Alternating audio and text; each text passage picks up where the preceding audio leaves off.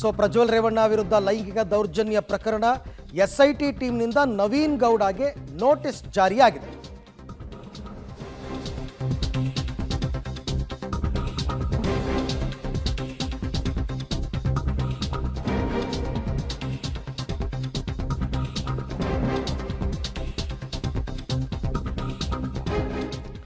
SIT ಟೀಮ್ನಿಂದ ನವೀನ್ ಗೌಡಗೆ ಈಗ ನೋಟಿಸ್ ಜಾರಿಯಾಗಿದೆ.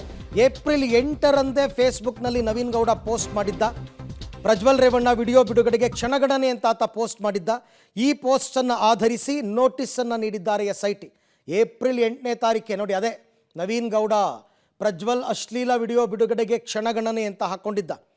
ಹಾಗಾಗಿ ಈಗ ನೋಟಿಸನ್ನು ಕೊಟ್ಟಿದ್ದಾರೆ. ಮೇ 4ನೇ ತಾರೀಕು ಅಂದರೆ ನಾಡಿದ್ದು ವಿಚಾರಣೆಗೆ ಹಾಜರಾಗುವಂತೆ ನೋಟಿಸ್ ಕೊಟ್ಟಿದ್ದಾರೆ. ಸಚಿವ ಜಮೀರ್ ಆಪ್ತನೂ ಆಗಿದ್ದಾನೆ ಈ ನವೀನ್ ಗೌಡ. ನವೀನ್ ಗೌಡ ವಿರುದ್ಧ ಹಾಸನ ಸೈಬರ್ ಕ್ರೈಮ್ ಠಾಣೆಯಲ್ಲಿ ಈಗ ಕೇಸ್ ಕೂಡ ಈ ವಿಚಾರವಾಗಿ ದಾಖಲಾಗಿತ್ತು. ಈ ಬಗ್ಗೆ ಮತ್ತಷ್ಟು ಮಾಹಿತಿ ನನ್ನ ಕೊಲೀಗ್ ಮುರಳೀಧರ್ ಅವರಿಂದ ಪಡೆಯೋಣ. ಮುರಳಿ, ಇವಾಗ ನವೀನ್ ಗೌಡನ ವಿಚಾರಣೆ ಯಾವ ಯಾವ ಅಂಶಗಳಿಗೆ ಪ್ರಾಮುಖ್ಯತೆ ಕೊಡ್ತಾರೆ ವಿಚಾರಣೆಯಲ್ಲಿ, ನವೀನ್ ಗೌಡ ವಿಚಾರಣೆಯಲ್ಲಿ ಅಂತ? ಅರವಿಂದ್, ಪ್ರಮುಖವಾಗಿ ಎಸ್ಐಟಿ ಅಧಿಕಾರಿಗಳು ಈ ಬಗ್ಗೆ ತನಿಖೆಯನ್ನು ಮಾಡಬೇಕಾದ್ರೆ ಏಪ್ರಿಲ್ 8ನೇ ತಾರೀಕೆ ನವೀನ್ ಗೌಡ ತನ್ನ ಫೇಸ್ಬುಕ್ ಅಕೌಂಟ್ನಲ್ಲಿ ಒಂದು ಪೋಸ್ಟನ್ನು ಹಾಕ್ಕೊಂಡಿರ್ತಾನೆ. ಪ್ರಜ್ವಲ್ ಅವರ ವಿಡಿಯೋವನ್ನು ರಿಲೀಸನ್ನು ಮಾಡ್ತೀವಿ 8 ಗಂಟೆ ಬೆಳಗಿನ ಜಾವ 8 ಗಂಟೆಗೆ ಅಂತೇಳಿ ಒಂದು ಪೋಸ್ಟನ್ನು ಹಾಕ್ಕೊಂಡಿರ್ತಾನೆ.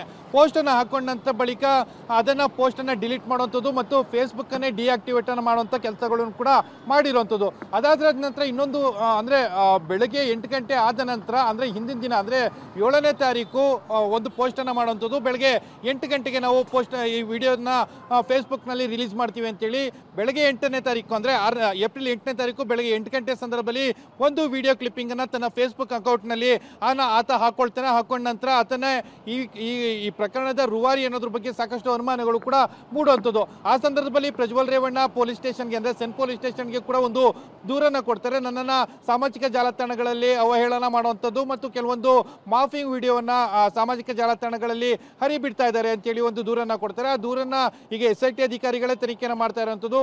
ಆ ಹಿನ್ನೆಲೆಯಲ್ಲಿ ನವೀನ್ ಗೌಡ ತನ್ನ ಫೇಸ್ಬುಕ್ ಅಕೌಂಟ್ನಲ್ಲಿ ಹಾಕೊಂಡಿದ್ದಂಥ ಒಂದಷ್ಟು ಟೆಕ್ಸ್ಟ್ಗಳಿರ್ಬೋದು ಮತ್ತು ಕೆಲವೊಂದು ಫೋಟೋಸ್ಗಳೇನಿತ್ತು ಆ ವಿಚಾರವಾಗಿ ಮಾಹಿತಿಯನ್ನು ಕಲೆ ಹಾಕಲಿಕ್ಕೆ ಈಗ ಎಸ್ಐಟಿ ಅಧಿಕಾರಿಗಳು ನವೀನ್ ಗೌಡಗೂ ಕೂಡ ನೋಟಿಸ್ ಅನ್ನು ಕೊಟ್ಟಿದ್ದಾರೆ. ಆತನನ್ನು ಕೂಡ ವಿಚಾರಣೆಗೆ ಒಳಪಡಿಸುವಂಥದ್ದು ಬಹುತೇಕ ನಾಡಿದ್ದು ಆತ ಶನಿವಾರ ವಿಚಾರಣೆಗೆ ಬರುವಂತ ಸಾಧ್ಯತೆಗಳು ಕೂಡ ಇರುವಂತದ್ದು. ಅರವಿಂದ್, ಥ್ಯಾಂಕ್ ಯು ಮುರಳಿ, ತಮ್ಮೆಲ್ಲ ಮಾಹಿತಿಗೆ ಧನ್ಯವಾದ.